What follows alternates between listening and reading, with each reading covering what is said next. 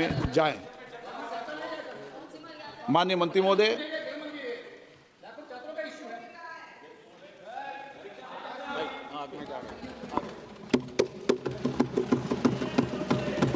अध्यक्ष महोदय, मैं प्रस्ताव करता हूं कि लोक परीक्षा अनुचित साधन निवारण संशोधक विधेयक 2026 पर विचार किया जाए। Speaker sir, this bill which was introduced yesterday is in fact an amendment to the earlier bill, Public Examinations Prevention of Unfair Means Act 2024, which was also brought by this government, and not only brought, it was perhaps the first of its kind in the history of independent India.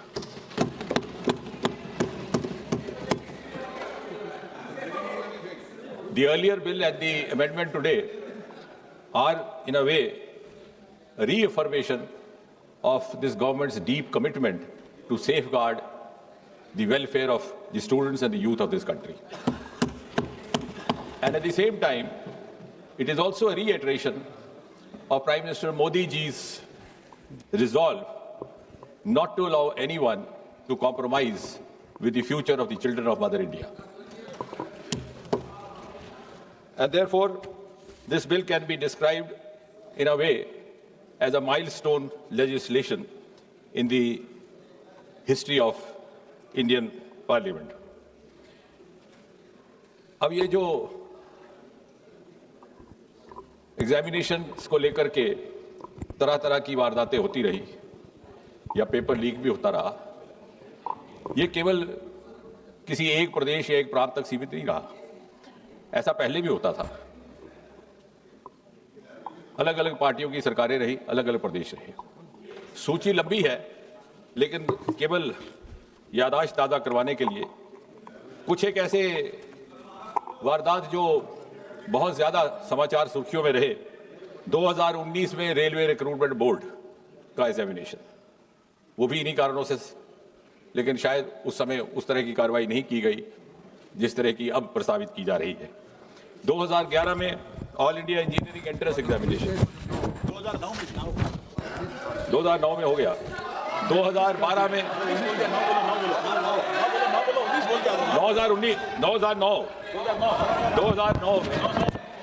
2009 में railway recruitment board, 2011 में वेणुगोपाल जी, by changing figures or digits, you cannot change the record.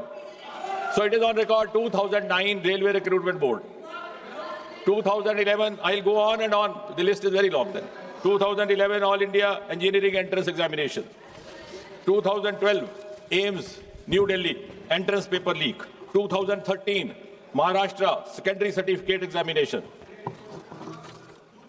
So if I go on and on, then I will not be able to talk about the bill as such. But the list is okay. 2010. Okay, if that satisfies. Oh, if that satisfies you, you're welcome. You are welcome. You're welcome. 2010 B.Ed entrance examination, Uttar Pradesh. 2012 Tamil Nadu Public Service Commission. I can go on till you are satiated. 2009 West Bengal joint entrance exam. So therefore, it was realized by this government that we need to have an exclusive legislation. उसी पर आ रहे हैं. I am following a chronology. Unfortunately, the chronology starts from the earlier times. और इसलिए ये सोचा गया कि ओवरऑल पब्लिक एग्जामिनेशंस को लेकर के एक व्यापक सामूहिक व्यवस्था विधेयक लाया जाए। भारत सरकार में 4 प्रमुख रिक्रूटमेंट एजेंसीज हैं, जैसा कि हम सब जानते हैं, UPSC, staff selection commission, railway recruitment board और इंस्टीट्यूट ऑफ बैंकिंग पर्सनल। और इसी तरह से हायर एजुकेशन एडमिशंस के लिए नेशनल टेस्टिंग एजेंसी, उसका गठन भी 2017 में किया गया था इसी सरकार द्वारा। अब आप कह रहे हैं कि डेट्स क्यों बता रहा है? वो इसलिए कि 2092 में 1992 first time there was a recommendation made to the government of India, then headed by the Congress party, that there should be a common testing national agency. It was 1992. Then in 2010 during UPA rule. There was a Gainer committee which suggested, I don't know why this was not given due consideration, for whatever reasons and for whatever interests. So I think you must compliment Prime Minister Modi and this government. It has finished an unfinished task which you should have accomplished.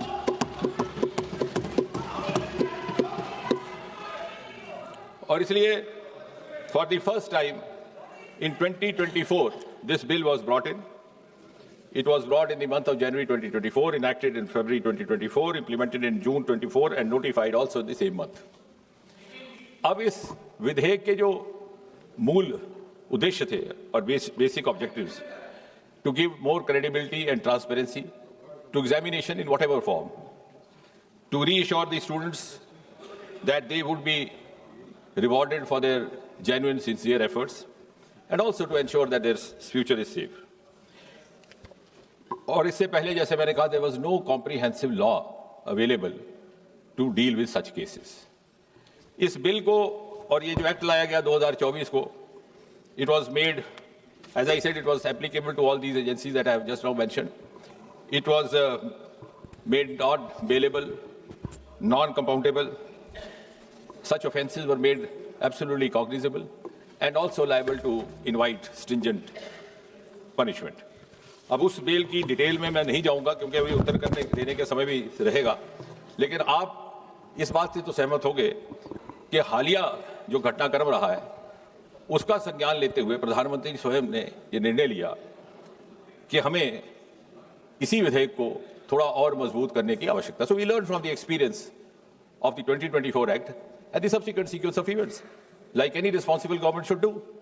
And therefore, this amendment is being brought in to make the law more stringent, and to ensure speedy justice, so that the credibility of all these exams gets enhanced and gets reinstated. Mota isme, because then we have others to speak, and finally I'll come out with the reply. जो subsection 1 of section 10 था, उसमें था कि any person or persons involved will be liable to a punishment not less than 3 to 5 years and a fine up to 10 lakh. आज ये जो amendment लाया जा रहा है, इसके तहत the same duration of imprisonment has been made not less than 5 to 10 years and fine up to 50 lakh. The section 2 of subsection 2 of section 10, इसमें था कि service provider. Now, who is service provider? Service provider, also we have tried to cover a wide range so that nobody goes scot-free. I'll just read out the definition of service provider which has been provided in this amendment. Service provider means any agency, any organization, any body, any association of persons, any business entity, any company, any partnership or single proprietorship firm, including its associates, subcontractors and provider of support of any computer resource or any material by whatever name it may be called, which is engaged by the Public Examination Authority for the conduct of public examination. तो service provider के लिए सजा पहले भी काफी मजबूत थी. There was fine up to 1 crore in the 24 Act, उसको बढ़ा करके अब 5 करोड़ किया जा रहा है. इसके साथ साथ the recovery of the proportional cost of exam, और सबसे महत्वपूर्ण कि 2024 के कानून में ये भी लिखित था कि the provider will be barred from conducting any exam for the next 4 years. उस अवधि को बढ़ा करके आज इस संशोधन के तहत 8 साल किया जा रहा है. So any service provider found guilty of indulging in any kind of misappropriation or malpractice which has resulted in such consequences will be debarred from conducting an exam for the next or the subsequent 8 years. इसी तरह subsection 3 of section 10, director और senior management जो उसके in charge होंगे, even they will not be spared. कई बार ऐसा हो जाता है कानून में कि जो इमीडिएट हैंडलर है उसको पनिशमेंट हो जाती है. So this act seeks to include all involved directly, indirectly, one way or the other, so that it sets a deterrent example also for others. So senior direct management persons or director के लिए the imprisonment was 3 to 10 years in the earlier act. We are increasing it to 5 to 10 years, and the fine was up to 1 crore. It has been increased to 5 crore. And finally, the organized crime committers, where there is a mafia gang found, there is a nexus found, as we have experienced. I'm not accusing any government, not finding fault. As I said right in the beginning, it is a malaise. It is an issue which is being faced by almost every state and UT of this country, regardless of whichever party in power. It is happening in Punjab. it is happening in Karnataka also, whether we name those states or not.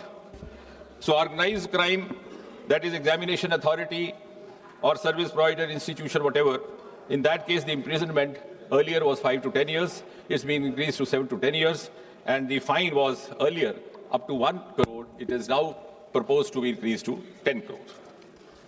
और सबसे महत्वपूर्ण बात जिसका प्रधानमंत्री जी ने video के माध्यम से जिक्र भी किया, to ensure speedy justice, we will have special fast-track courts established only for the cases dealing with unfair means in examinations. और चाहे वो स्पेशल टास्क फोर्स हो, चाहे वो सेंट्रल जैसे, because this bill and the earlier bill also entitles the government or the authorizes the government to pass this on to any central agency or to special task force or even where the police Percy is conducting.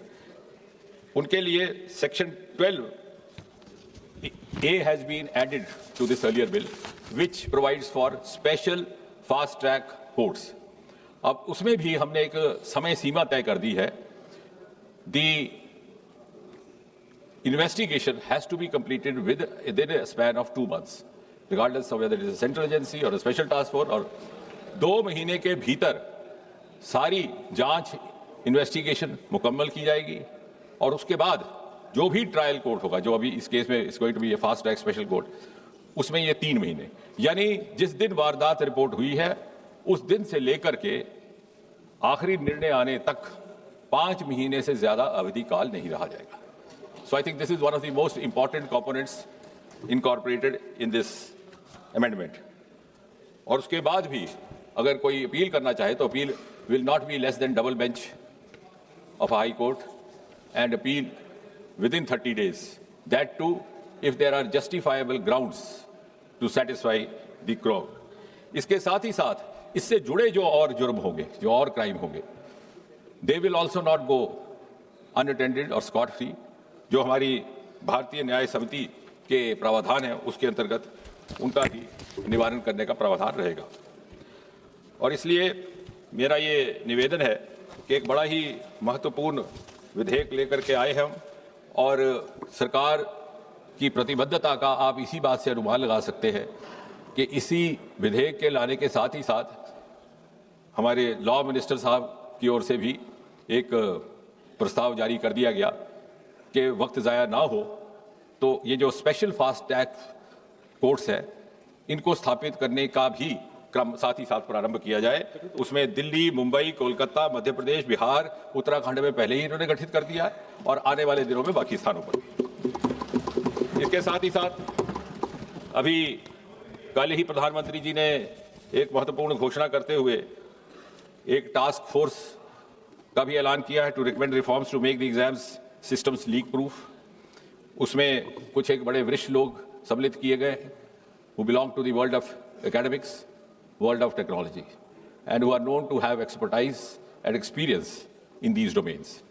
Mr. Nandan Nilekani, co-founder Infosys, Mr. S. Somnath, ISRO chief, Tapan Deka, ex-DIB, Mr. V. Kamakoti, director IIT Madras, Chennai, और इसी तरह से हमारे 2 और member भी उसमें शामिल हैं, एक फॉर्मर सेक्रेटरी एजुकेशन और एक टेक्नोलॉजी एक्सपर्ट.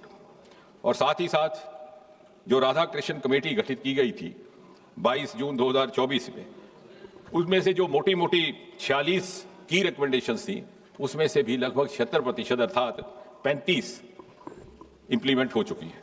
तो कहने का कुल मिलाकर के तात्पर्य यह है, बहुत समय ना लेते हुए, कि सरकार की नीति बड़ी ईमानदार है और ये संशोधन भी एक बड़े ईमानदाराना प्रयास के तहत लाया जा रहा है. और मुझे विश्वास है कि किसी भी दल के नेता को या किसी भी पार्टी के किसी भी माननीय सदस्य को इसमें कोई आपत्ति नहीं होगी. यदि आपत्ति हुई तो देश की जनता को उनसे आपत्ति होगी. धन्यवाद. श्री एन के प्रेमचंदन जी, आपने कोई संशोधन दिया है? Yes, sir. I have given an amendment to the motion moved by the Honorable Minister. Sir, this is a very important bill concerning the future generation of the country. The youth and students were on strike and the entire country is concerned about this subject matter. So very important issue. The people of the country, people in the country would like to make so many suggestions, experts would like to submit so many suggestions. So my amendment to the motion moved by the Honourable Minister is that the bill be circulated for the purpose of eliciting public opinion thereon by 1st December 2026 so that the bill can be made more fruitful. I am moving the amendment. Okay.